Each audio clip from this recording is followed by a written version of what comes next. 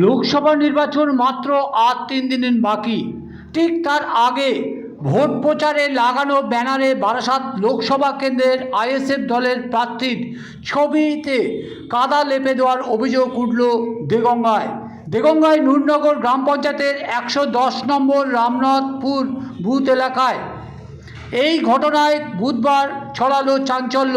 দোষীদের খুঁজে বার করার আবেদন জানিয়ে ক্ষোভ ঝরে পড়ল আইএসএফ দলের কর্মী সমর্থকদের মধ্যে। ঘটনাস্থলে পৌঁছায় দেগঙ্গা থানার পুলিশ। প্রার্থীর ছবিতে লাগানো কাদা জল দিয়ে ধুয়ে ফেলতে দেখা যায় আইএসএফ দলের কর্মী সমর্থকদের। পাশাপাশি ক্ষোভের কথা ঝরে পড়ে আইএসএফ দলের নেতার মুখে। শুনুন কতটা ক্ষোভ ঝরে পড়ল আইএসএফ দলের নেতার মুখে। পাশাপাশি দেখুন এইভাবে আইএসএফের প্রার্থী মুখে লাগানো কাদা ধুয়ে ফেলে দিচ্ছে আইএসএফের কর্মী সমর্থকরা। দেখুন সেই ছবি, যা নিয়ে কি বলল ওই আইএসএফ দলের নেতা তা শুনুন। একটা পর্যন্ত যে ব্যানার ঠিক থাকলো সেই ব্যানারে হঠাৎ কাদা, তারপর ব্যানার্জি মশায় কাদা দিচ্ছে মুখে। এরা মনে করছে মুখে কাদা দিয়ে জিততে পারো, মুখে কাদা দিয়ে তো নিজের মুখে কাদা নিচ্ছে না।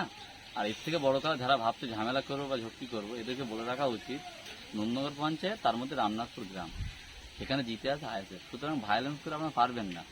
আমরা আইনি লড়াই লড়ছি আপনাদের সঙ্গে। যদি মনে হয় আইনি লড়াই লড়বো, যতক্ষণ আইন সঙ্গ দেবে ততক্ষণ লড়বো। প্রশাসন যখন সঙ্গে থাকবে না, তবে আইনের বাইরে কীভাবে লড়তে হয় সেটাও আমরা জানি না। আমরা মেটে খাটা মানুষ, হাল কোদাল নিয়ে আমরা মাঠে খাটি না। আমরা জানি তো কীভাবে আইনে লড়তে, আর কখন আইন লড়তে না হলে কখন কীভাবে লড়তে আমরা জানি। অনুরোধ করবো যারা এই ধরনের কাজ করছেন তারা সংযত থাকুন। এরা ভাবছে যে ছিঁড়ে তারপর যে মুখে কাদা মাখিয়ে ভোট কাটবে, কিন্তু আইএসএফকে যত মারবে তত বাড়বে, যত কাদা মাখাবে ততই বাড়বে। এটা হলো আইএসএফ।